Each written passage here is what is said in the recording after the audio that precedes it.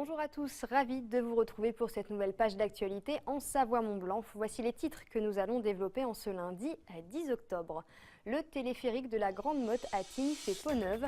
10 millions d'euros ont été investis sur 3 ans pour changer le câble porteur. L'appareil avait été construit en 1975, un chantier historique, nous y étions. Et puis nous irons du côté d'Aix-les-Bains pour faire la connaissance d'une radio associative locale. Radio Aix vient de changer de locaux et se veut plus jeune et dynamique. Sébastien Germain nous fera découvrir leur fonctionnement. Mais avant de développer ces titres, un mot concernant les 4 télés locales de la région, dont notre chaîne. Depuis quelques jours et sans prévenir les chaînes concernées, les fournisseurs d'accès Internet ont modifié la numérotation des canaux. Une conférence de presse avait lieu ce matin chez nos confrères de TL7 pour faire part de notre mécontentement. Les parlementaires PCF, PS et LR de la Loire ont annoncé qu'ils allaient interpeller la ministre de la Culture Audrey Azoulay et le CSA pour qu'une commission paritaire se réunisse sur cette question. Pour retrouver tous nos canaux de diffusion, rendez-vous sur notre site internet 8montblanc.fr. Je vous le disais en titre, la neige va faire son apparition dès ce jeudi en Savoie-Mont-Blanc. D'ailleurs, certaines stations françaises accueillent déjà les premiers skieurs, comme à Tignes, en Savoie. Mais si le domaine est ouvert, certaines installations sont toujours en travaux. C'est le cas notamment du téléphérique de la Grande Motte. Construit en 1975, l'appareil doit aujourd'hui changer son câble porteur. Une opération de longue haleine et complexe à plus de 3000 mètres d'altitude. Emmanuel Jaude et François Piron ont assisté à ce chantier.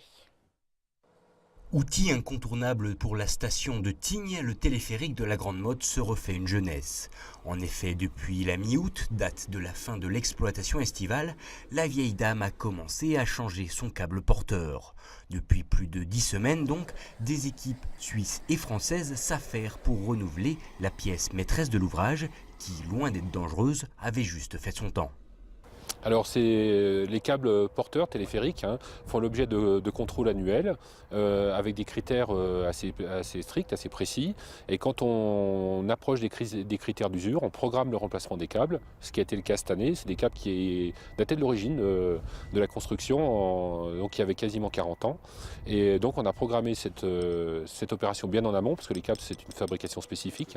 On est sur des câbles clos, donc ce n'est pas des câbles comme on peut trouver dans le commerce. Et donc c'est une opération qui doit se planifier bien en amont, qui requiert des moyens techniques assez importants. Pour vous donner un ordre d'idée, on a monté des bobines de câbles qui font plus de 25 tonnes au départ du téléphérique alors qu'on n'a pas d'accès routier. Une opération minutieuse, réglée dans ses moindres détails. Car s'il faut compter une douzaine de semaines pour changer le câble, il faut également prendre en compte les skieurs qui ont déjà réinvesti le domaine skiable depuis plus d'une semaine. Une organisation conséquente, à l'étude depuis plusieurs années déjà, ne serait-ce que pour réunir l'enveloppe nécessaire aux travaux. On a des provisions pour ça et chaque année la STGM investit largement dans le domaine skiable. Pour vous donner un ordre d'idée, la rénovation du téléphérique qui va se dérouler sur 3 ans, c'est un peu plus de 10 millions d'euros qui vont être investis, en marge de toutes les autres rénovations. Après le câble porteur, la rénovation de la Grande Motte va donc se poursuivre jusqu'à l'hiver 2018-2019, avec le changement des gares puis des cabines, qui datent elle aussi de 1975, date de construction de l'unique téléphérique tignard.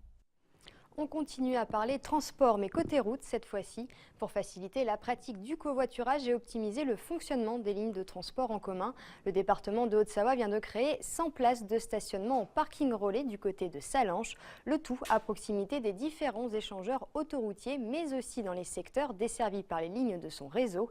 Les travaux financés à 100% par le département auront coûté 410 000 euros. On écoute Georges Monbrand, le maire de Sallanches, au micro d'Alexis Olivier Sbriglio.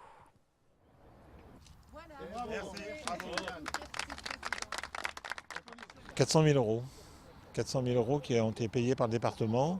Et aujourd'hui, il y a 98 places de véhicules VL et une place de bus extérieur qui peut s'arrêter et déposer les gens et les reprendre.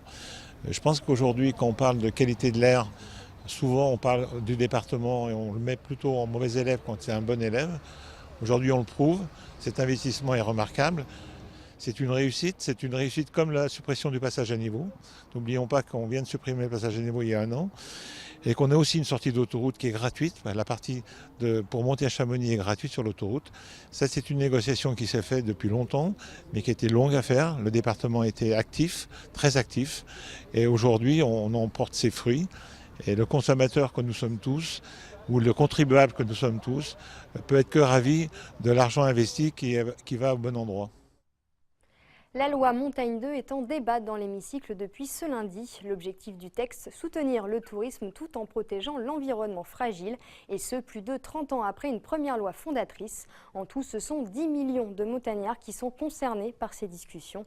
La députée savoyarde Bernadette Laclé, co-rapporteure du projet, croit en cette nouvelle loi. À noter que les débats devraient être clos mercredi. Direction Aix-les-Bains à présent. Radio Aix, lancée en 2012, poursuit son petit bout de chemin sur les ondes savoyardes. La station, composée uniquement de bénévoles, a aujourd'hui trouvé son public grâce à une grille de programmes jeune et dynamique. Sébastien Germain s'est rendu sur place à l'occasion de l'inauguration des nouveaux locaux.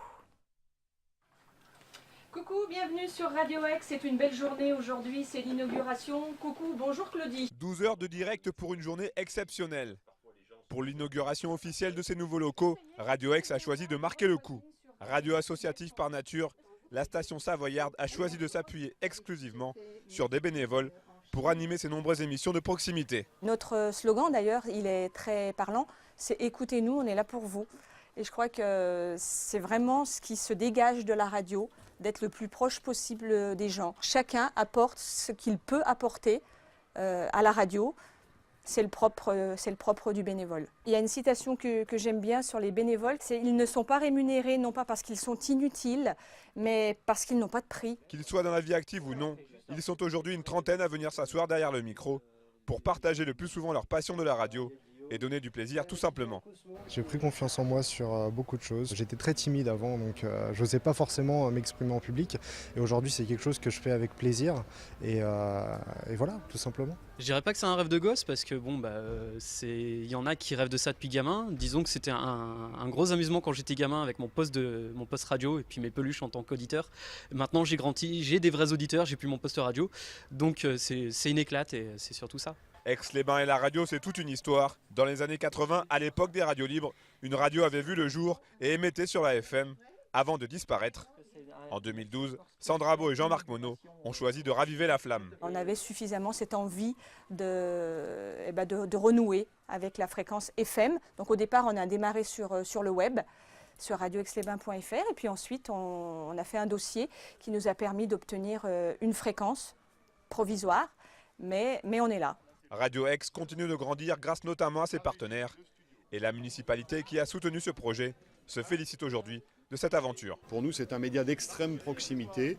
Et puis c'est aussi une forme de lien un peu, on peut dire de lien social entre les différents mondes d'Aix-les-Bains, les mondes associatifs, les mondes sportifs, culturels, etc., qui se retrouvent ici, puisqu'ils participent à la vie de la radio.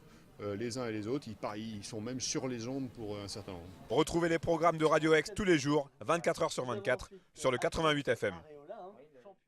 Un mot de sport pour terminer. Annecy et Grenoble avaient rendez-vous samedi au Parc des Sports pour le 5e tour de la Coupe de France. Et l'aventure s'arrête déjà pour les Hauts-Savoyards, pourtant présents en 32e de finale la saison dernière. L'ouverture du score grenobloise est signée David à la 33e minute.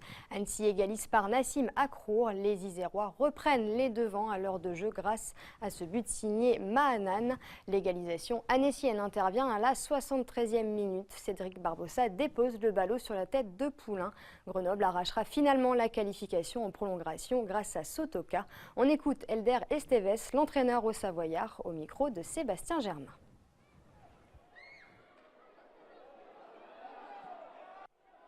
C'était la coupe, c'est un contexte différent, mais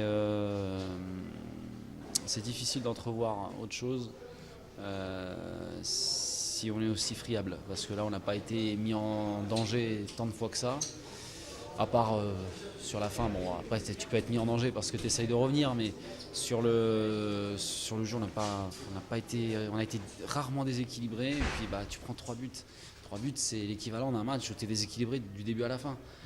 Et donc c'est rageant, notre production n'est pas en phase avec notre résultat, quoi. On est trop friable. Il faut arriver à l'être un petit peu moins, parce que sinon, je veux dire, j'ai rien à dire à mes garçons par rapport à l'adversaire. L'adversaire était fort, on le savait. Aujourd'hui, il ne nous a pas été supérieur. Il nous a battus. On termine ce journal avec des images de la traditionnelle descente des alpages à Annecy. Plus de 80 000 personnes ont assisté à cette grande fête populaire. Vaches, cochons et autres Saint-Bernard ont donc quitté leur montagne avant l'arrivée des mauvais jours. Les organisateurs réfléchissent à mettre en place un défilé pour la montée des alpages au mois d'avril. Merci à Alexis Olivier de Briguillot pour ces images. C'est la fin de cette édition. Merci à tous de l'avoir suivi. Juste après ce journal, retrouvez l'invité de la rédaction. Fanette de Buisson reçoit Laurent Trézalé, le président du parc national de la Vanoise. N'oubliez pas non plus notre site internet 8montblanc.fr. Belle soirée et à demain pour encore plus d'actu en Savoie-Mont-Blanc. Et me faire honnête, prier Saint-Félicette, que